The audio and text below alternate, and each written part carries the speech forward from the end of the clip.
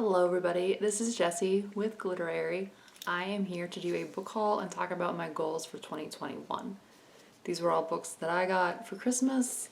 Luckily enough, I am very grateful. I did kind of pick almost all of these books because people asked for a list of things that they could get me. So I'm pretty familiar. First book I want to talk about is, Tokyo Ueno Station. This book won the National Book Award for Novel and Translation. My bed behind me isn't made because there's cats on it. Just taking a bath. Sorry about that. Tokyo Ueno Station. This book is about a gentleman who comes to Tokyo around the time of the 1960 Olympics and ends his life in crushing poverty, living in a homeless camp, just in time for the 2020 Olympics in Tokyo to be announced. Through his eyes in his death, we see disparity and inequality, and hopefully he can find peace. I'm really excited about this book. I love Japanese fiction. It's not exactly flash fiction, but I love little novellas. I think they're really great. You can probably read this all in one sitting, and I like anything that critiques capitalism and class structure, so I'm excited. Next book. This was one of the ones that was nominated for the Booker. It's very controversial. It's not controversial, but a lot of people love it or hate it. This is Love and Other Thought Experiments by Sophie Ward. The people who didn't like this thought it was too weird, which I love, too inclined to go off little philosophical tangents, which I love, and thought its structure was too experimental, which I love. So even the criticisms of this book kind of made me amped about it.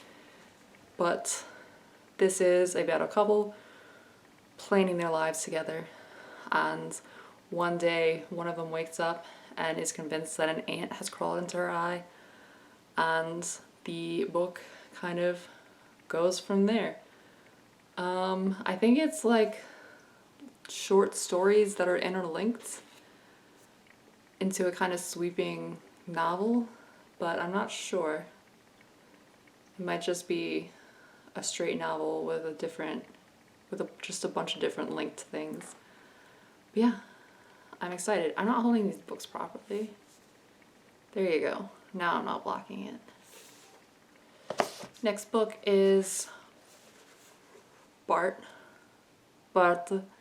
A Lover's Discourse. This is philosophy. This is his treatise on love and lovers.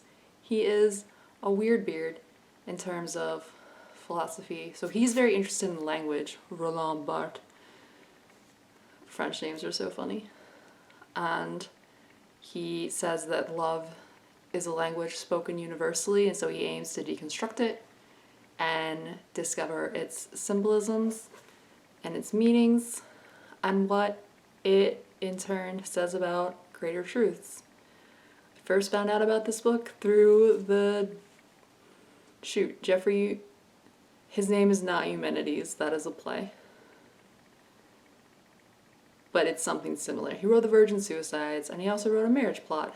And in A Marriage Plot, they read this book, and I've wanted to read it ever since. And then I read some other Bart, his mythologies, and it made me be like, I really need to read Lover's Discourse now.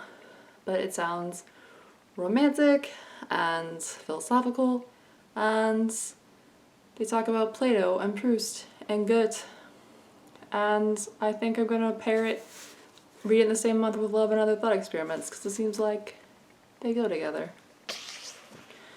Next book is Hotel World by Ali Smith. I've become a huge Ali Smith fan. I just absolutely love her. One of my friends on Bookstagram, after I was kind of like in raptures about how to be both, was like, oh, you should read Hotel World. That one is my favorite. And ever since then, I've been like, yeah, I should read Hotel World. I'm gonna look at the back of this one. So, it says this is a life-affirming book. It blends riotous. I forgot as soon as I looked away. It's a riotous elegy. I think there's a murder in it, or at least an accidental death. and they're kind of suspicious about the circumstances. I'm sure it's beautiful. I'm sure it's gonna make me just glad to be alive and glad to be reading a book. Whenever I feel like I'm in a slump, I reach for Allie Smith and she brings me right back. She's great. Speaking of people who are great, Deborah Levy, Hot Milk.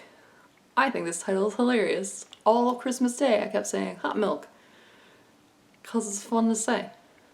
I read Deborah Levy's memoir, her memoir in progress, she calls it, and absolutely loved it. That was The Cost of Living, and it made me be like, I need to read everything else that she does.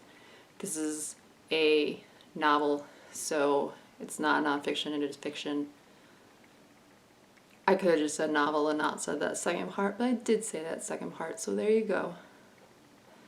So I'm curious to see if her fiction holds up to her nonfiction. But I can't wait. I think this is one of the books she wrote during the events of The Cost of Living. So I'm excited to see if there's influence, if there's similar themes, what we're having, what we're going to be exploring. I'm excited. This next book is nonfiction. It's a little bit, I don't want to say silly, but Yakuza, Japan's criminal underworld. I am obsessed with the Yakuza lately. We've been playing, well, Don's been playing the video games. I played Judgment and I watched him play. And it's a couples activity. It's cute. It's romantic. But it's made me really intrigued about the Yakuza because obviously video games aren't real, but I realize I don't know a lot about them. I'm confused by the way they seem to kind of be accepted in a way the mafia here is not. We watched a documentary about it. It was one of the worst things I've ever seen. It didn't help me. A guy got tattooed. That part was cool. I don't recommend that documentary, and I don't remember what it's called, but don't watch documentaries on Yakuza. Read this book that I haven't read. That's my endorsement. This book says on the back that there's 80,000 people in the Yakuza. That's so many. That's like an incomprehensible amount of people. But it looks at how the Yakuza develops from the feudal society and how they now thrive under capitalism and how they're involved in like pachinko, gambling's not allowed, soapland when prostitution, the way like we think of prostitution isn't allowed, it kind of is, but it's not. And I'm excited about it. This is supposed to be like the seminal tome. Who's it by? David E. Kaplan and Alec Dubrow. Dudebro. Thanks guys, I'm gonna read this book. I don't know why their hands are blue. When I first looked this book up online, I thought it was just a bad photograph, and now their hands are blue. Maybe they're stained with money? I don't know. Next book is Evie Wyld's The Base Rock. I waited and waited and waited for a library to get this book. Since the beginning of 2020, this book was being touted as one of the books of 2020. But because it is Australian, well, Evie Wyld's Australian, I think this book is British, or takes place in Britain. Regardless, it wasn't something that my library picked up. I watch a lot of UK and Australian and New Zealand booktubers, so I guess they had more accessibility. It doesn't matter. What matters is I really wanted this book for a long time, and now I have this book. Evie Wyld, I think, is really great. She's a really sharp and intelligent writer. She has beautiful prose, and I'm excited to read this. Look at this cover. It's dope. I don't know if it's pronounced Bass Rock or Base Rock. I think I was saying Base Rock, but it might be Bass Rock. There's a picture of fish on the cover, which is bass fish. Sorry. Next book is a D&D book, Tashas Cauldron of Everything. This is the new supplement to the D&D rules. I've been flipping through it. I kind of want to read it just like cover to cover, but there's new subclasses. This is a funny thing to talk about on my booktube channel. There's just like cool new lore and additions to the rules and like new spells and stuff. What does my camera say? It says 6-minute battery. I better wrap this up. Last book is a cookbook. Flavor by Oda Lingby. My friends Sean and Lancia gave me this book. This was the big surprise that I didn't know I was getting. It is a cookbook about vegetables. And as a vegan, I love vegetables. There's beautiful photographs. I was nervous as I opened this. It wouldn't be a photograph, but it was. I did it perfect. That's not a photograph. No. More photos. Bam. I love cookbooks. I love the little stories in them. I don't cook out of them very much, but I like to learn about things. And I like to read about other people. I love food writing, and I love photography. I sound like the most vapid person imaginable. I just like when people like food and photograph the food. I used to have an Instagram where I photographed my food, and it didn't go very well because I'm a bad food photographer and a bad chef. Anyway, I also want to talk a little bit about my goals for 2021. I listened to the most recent episode of the podcast. I listened to the most recent episode of What Should I Read Next? And it was 10 questions to kind of like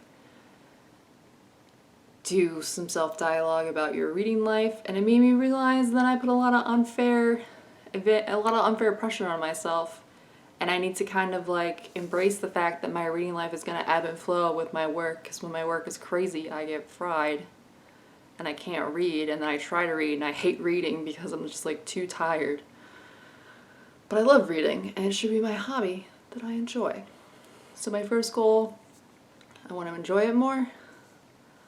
I want to lean into when I don't want to read, because I think that leads to more productive bursts of reading when I do read, because then it's not like a whole thing. And I just wanna have a good time. I just wanna have a good time. No, I don't. I hate having a good time. Ask anyone. I want to read more nonfiction, and I want to read my shelves. I have so many books that I have not read.